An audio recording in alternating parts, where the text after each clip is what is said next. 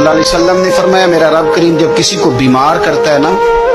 تو پھر اللہ فرشتوں کو بھیجتا ہے، فرماتا ہے جب پتہ کر کے آؤ کسی سے میری شکایت تو نہیں کر رہا۔ تو فرشتے جا کے عرض کرتے ہیں مالک اس کے پاس تو جو بھی آیا نا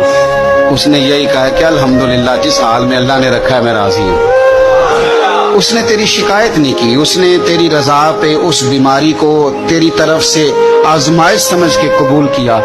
میرے نبی کریم علیہ الصلوۃ والسلام فرمانے لگے، رب فرماتا ہے فرشتوں گواہ ہو جاؤ، اگر میں اسے اس بیماری سے شفا دوں گا